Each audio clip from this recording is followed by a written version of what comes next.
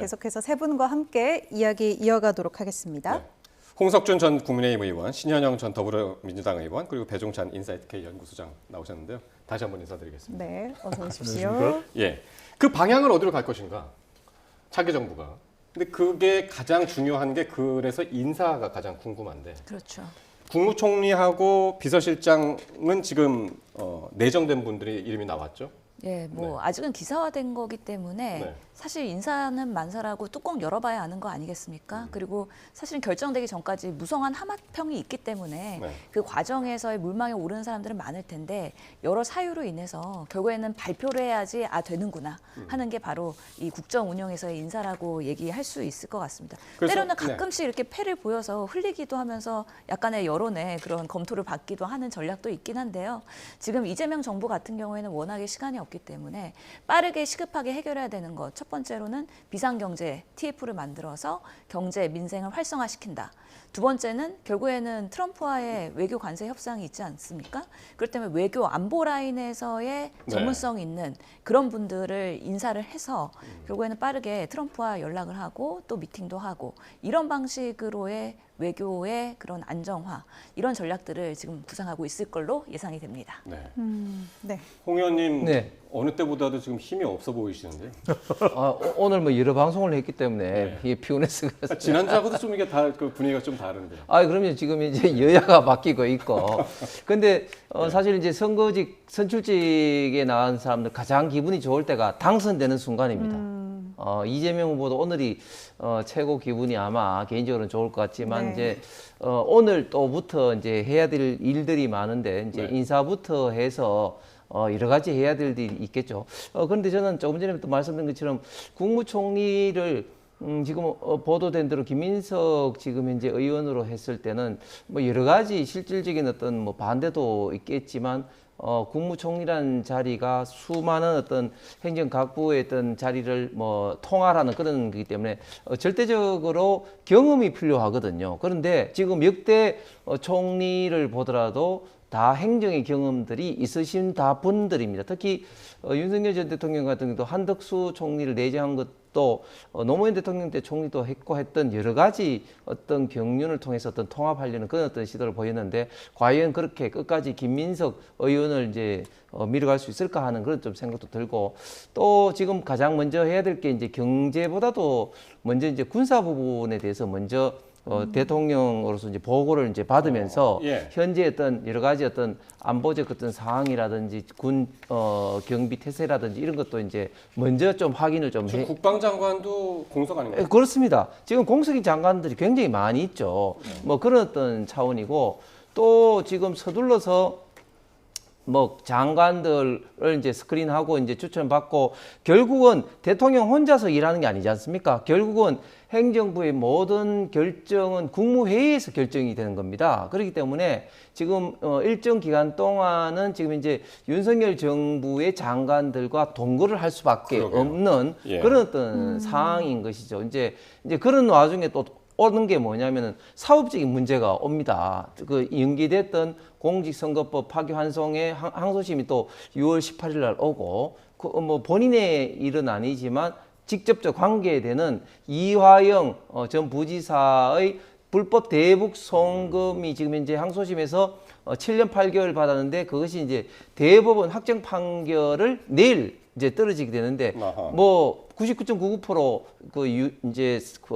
이제 그 상고 기각이 되겠죠. 뭐 등등등 이런 어떤 문제가 있기 때문에 민주당에서는 또 어떻게 하냐면 6월 5일 날 임시회를 지금 소집을 해서 공직선거법 또 형사소송법 등 어떤 개정안을 지금 이제 발의해서 통과시키려고 할 겁니다. 그런데 그런 것들도 역시 결국은 이제 국회에서 통과된다 할지라도 정부에서 국무에서 최종적으로 이제 공포 절차를 밟아 가야 되는 것이죠. 그래야지 이제 법에 이제 효력이 발생되는데 그런 등등등 뭐 일을 해야 될 어떤 산적해야 될 일들이 지금 앞에 굉장히 지금 이재명 당선자 앞에 놓여 있습니다.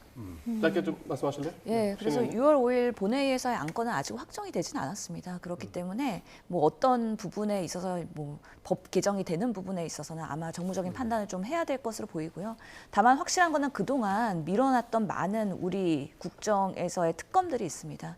그러면서 예상컨대 최상병 특검이라든지 아니면 김건희 여사의 특검, 그리고 지금 내란에 관련된 특검, 이런 부분에서의 이제 국회에서 추진하는 과정들이 아무래도 지금은 정권이 바뀌고 그리고 일당이 민주당이기 때문에 필요한 것들은 빠르게 진행을 한다.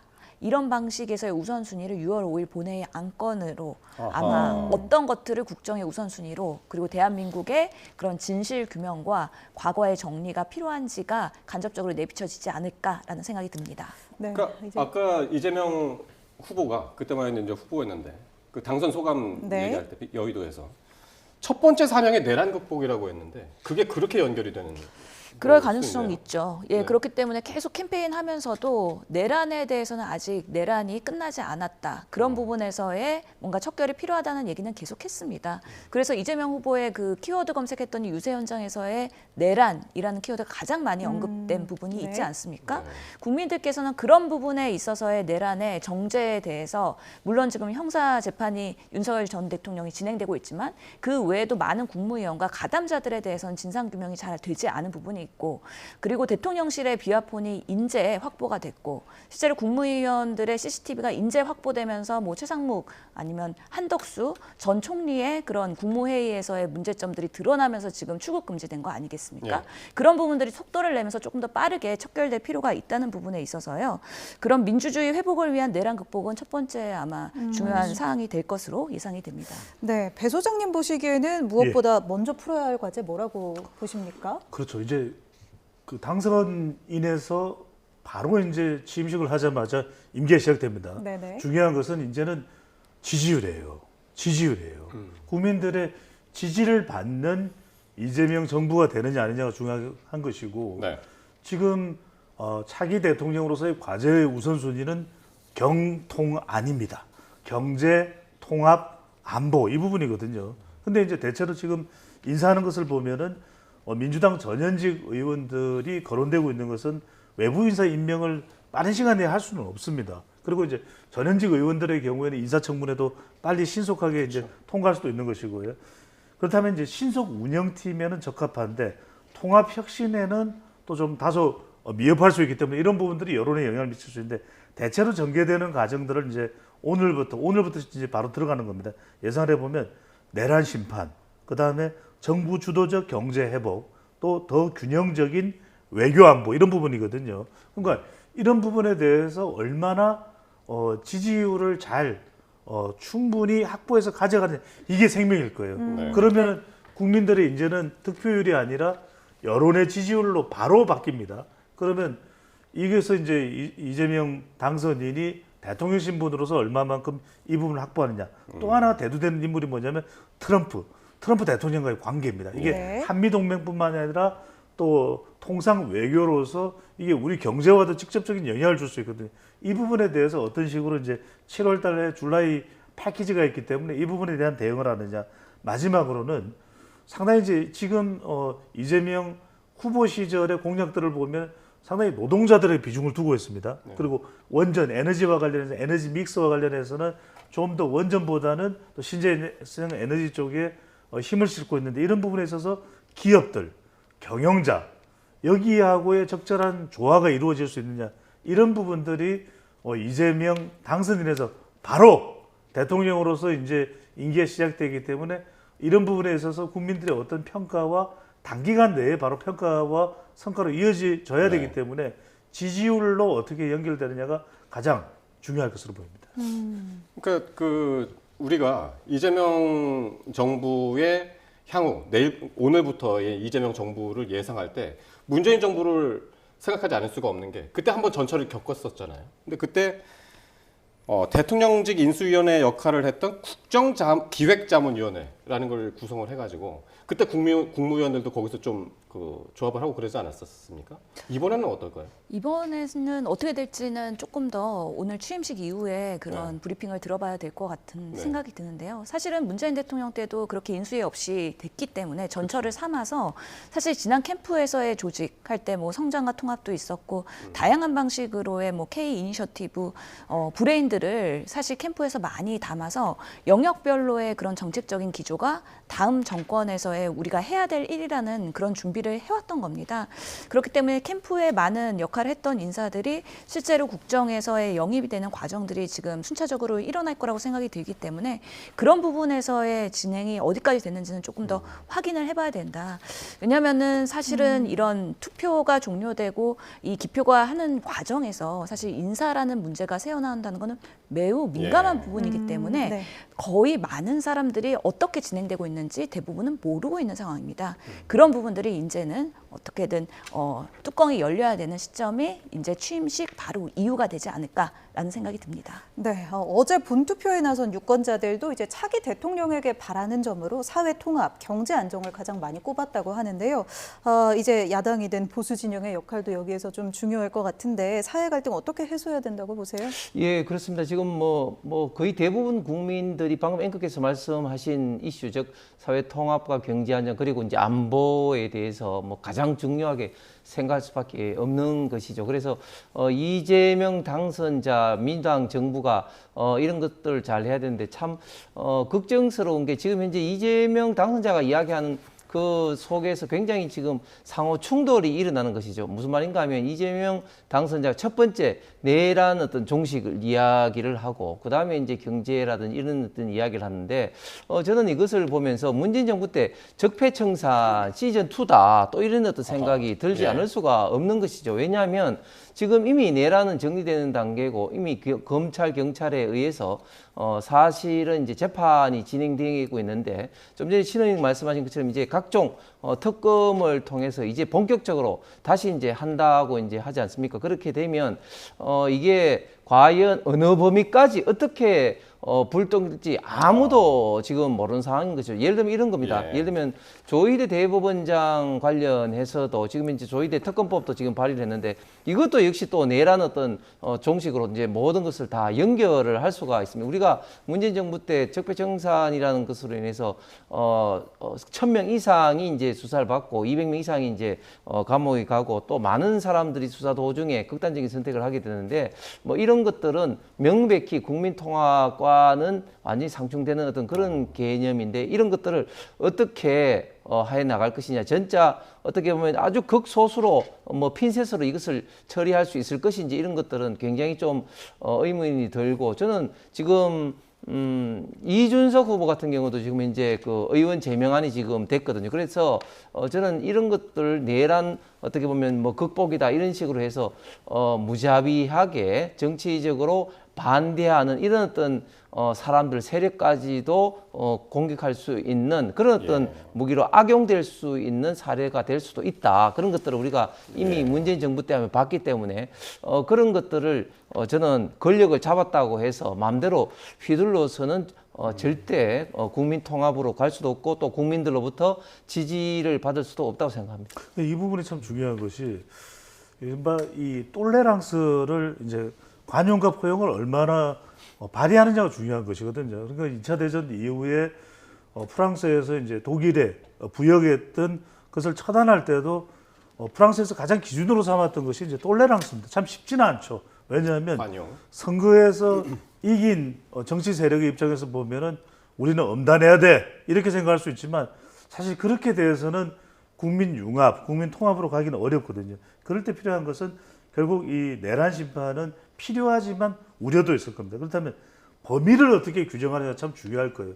그러니까 이 정치 보복이 아닌 것이 되려면 구체적인 혐의자에 한해서 사법적 절차에 따라서 처리하는 것. 누구나 그러니까 인정할 수 있는. 그렇죠. 모호하게 이른바 이런 범위를 확대해서 내란 세력으로 규정을 해버리면 여기에 포함 안 되기가 어렵거든요. 그렇다면 이런 부분들을 어떻게 정확하게 구체적으로 톨레랑스를 관용을 발휘하느냐 이 부분이 어려운 일이긴 합니다.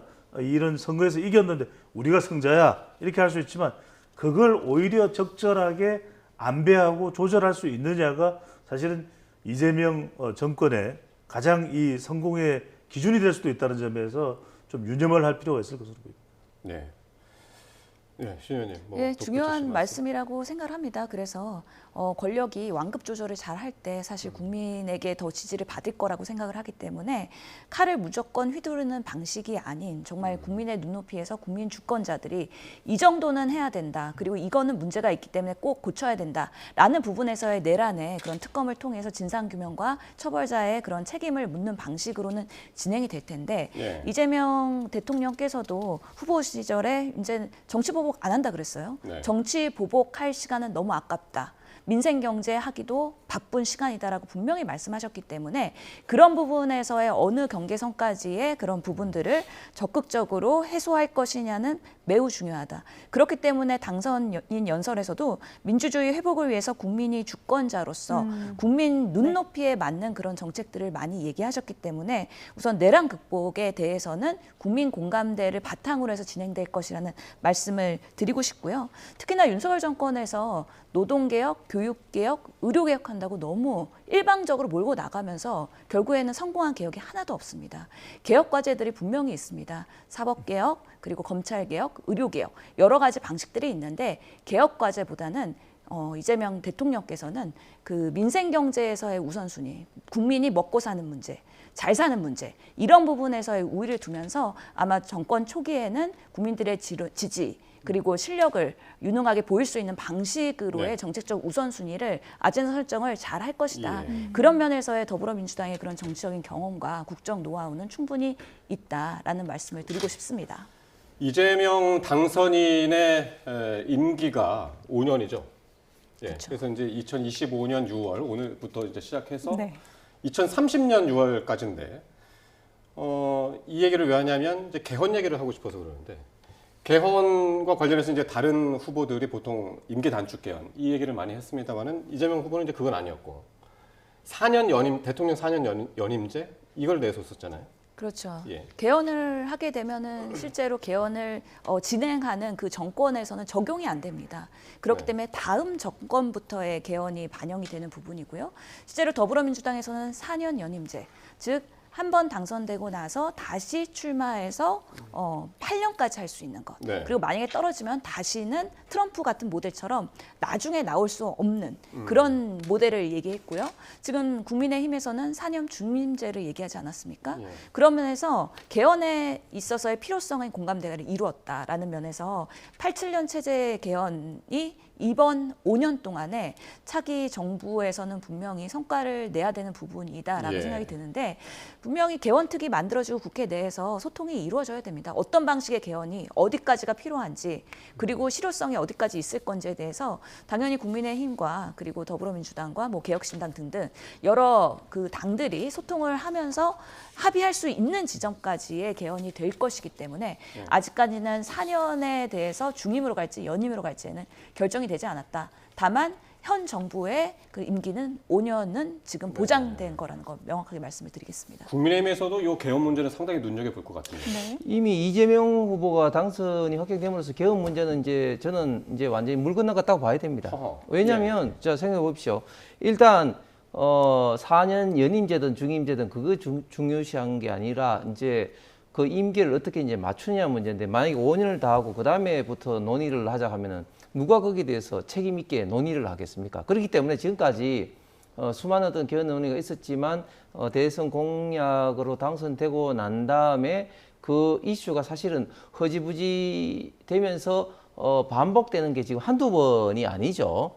그런데 이제 이번에 이제 예를 들면 김문수 후보 같은 경우는 임기 단축이라는 것을 딱 못 받고 언제까지 하겠다. 그 다음부터는 이제 4년으로 해서 이제 지방자치단체장 선거할 때 같이 돌아간다. 이것은 이제 강제적으로 이제 그걸 이제 적용을 할 수밖에 없는 그런 어떤 트랙이 되는데 지금 이재명 후보 같은 경우는 이제 5년을 하고 그 다음부터 연임으로 한다. 이렇게 되면은 이제 그 다음에 과연 누가 이걸 이제 적용을 할 것입니까? 그래서 제가 볼 때는 물론 뭐 다시 여야 간의 머리를 맞대 가지고 어떤 이야기가 진행될지는 모르겠지만 일단은 이재명 후보 딱 그 당선이 확정됨으로써 이 이야기는 이제 완전히 다른 이야기가 돼버린 거죠. 예, 배소장님. 저는 가능성이 열려 있다고 봅니다. 중요한 네. 것은 개헌을 의지만 가지고 있으면 이게 용두삼이, 두리뭉실, 두루뭉술이 되어 왔거든요. 근데 여기에 뭐만 포함되면요, 구체적인 일정이 들어가면 됩니다.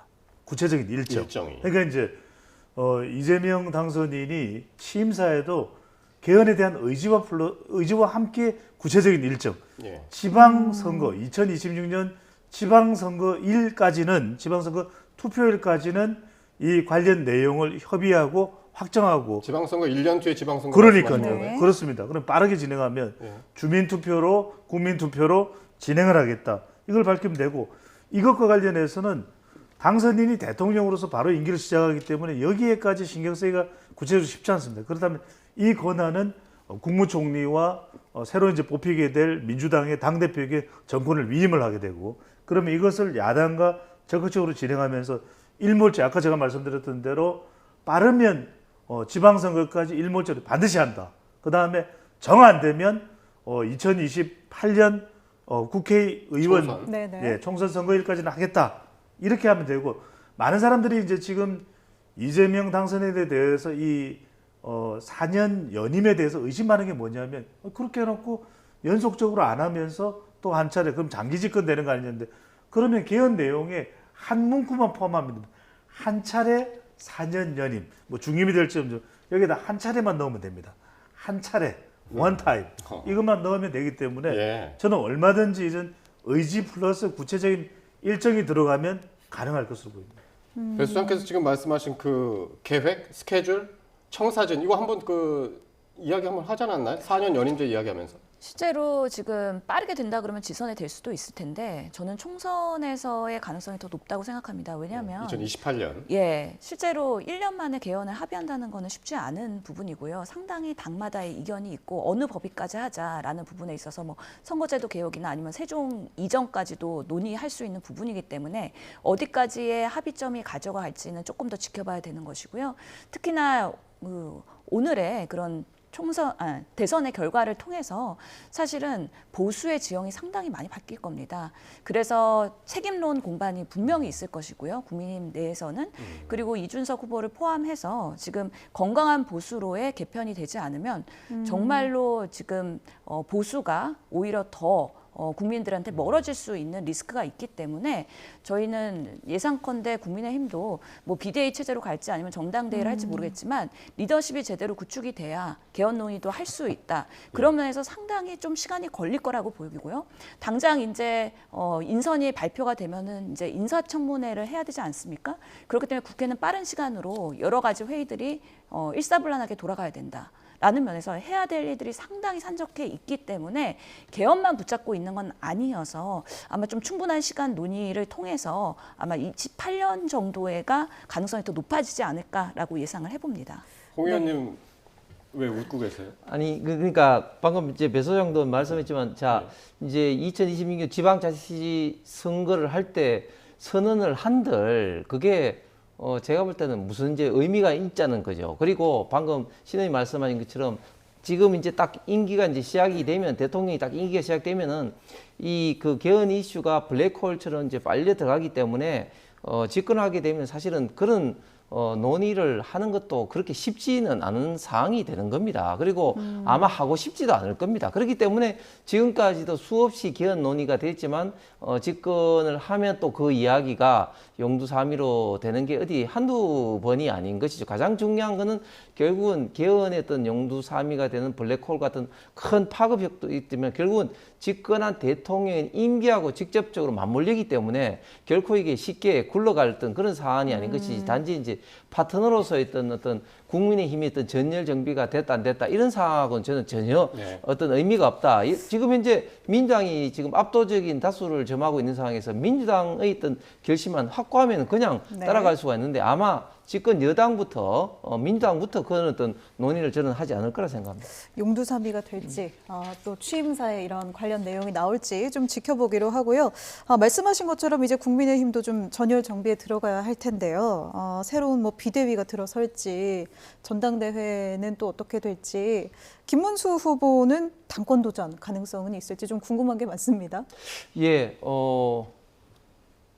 오늘부터 이제 그런 어떤 문제가 이제 본격적으로 나올 것 같은데 네. 좀 전에 이제 우리 배 소장님께서 말씀하신 것처럼 통상적으로 대통령 후보로 나왔다가 이제 낙선을 하게 되면 사실은 뭐 짧게 뭐 그런 어떤 성북 선언을 하고 그냥 퇴장을 하는 경우 내지는 또 성북 선언도 뭐 대리를 통해서 할 가능성이 있는데 이번에 김문수 후보 같은 경우는 일일이 성북 선언을 하시고 난 다음에 기자들하고 일일이 이제 악수를 하면서 이제 나가셨습니다. 그래서 그런 어떤 모습을 보니까 김문수 후보가 어떻게 보면 또 뭐 당권에 어떤 생각이 있으신가 하는 어떤 생각도 얼핏 들긴 들었습니다. 그럼에도 예. 불구하고 아직까지 당의 어떤 체제를 당대표 전당대회를 할 것인가 또 비대위 체제를 할 것인가 이런 어떤 문제를 아마 지금 뭐 정신이 없는 상황이기 때문에 이제 며칠 후부터 본격적으로 좀 논의를 이제 시작을 진행을 할 것 같습니다. 예. 그러니까 지금 김문수 후보가 당권에 도전을 할 것이냐 그 문제. 네. 그리고 이제 한동훈 전 대표는 그러면 앞으로 어떤 스탠스를 취할 거냐. 그리고 이제 이준석 후보는 과연 그 전체적인 이제 보수 정계 개편 과정에서 어떤 역할을 할 것이냐. 이게 또 상당히 궁금해서 이 부분 짧게 배 소장님 말씀 듣고 마치겠습니다. 그렇습니다. 저는 두 글자로 말씀드리면 혼란, 네. 예고돼 있다고 보여집니다. 혼란. 왜냐하면 네. 김문수 후보가 당장 국민의힘에서 물러날 가능성 저는 그렇게 크지 않다고 봅니다. 왜냐하면 여전히 친윤 주류 세력이 이 당에 존재하고 있고 네. 물론 이제 한동훈 전 대표를 지지하는 세력도 있습니다. 그리고 또 윤석열 전 대통령의 지지층도 있거든요. 그런 걸 생각해 본다면 여전히 아직까지는 교통정리가 안 되고 있는 상황이고 비대위 체제로 전환됐다가 8월에 전당대회가 됐다. 이때 다시 세력 간 충돌이 불거질 가능성이 상당히 높기 때문에 예. 단기간 내에 교통정리가 되지 않는 혼란, 혼선은 예고되어 있는 것으로 보입니다. 예. 네, 오늘 이렇게 늦은 새벽 시각 당선자 확정의 순간 세 분과 함께 네. 했습니다. 신현현 전 더불어민주당 의원, 홍석준 전 국민의힘 의원, 그리고 배종찬 인사이트K 연구소장 세 분과 이야기 나눴습니다. 고맙습니다. 감사합니다.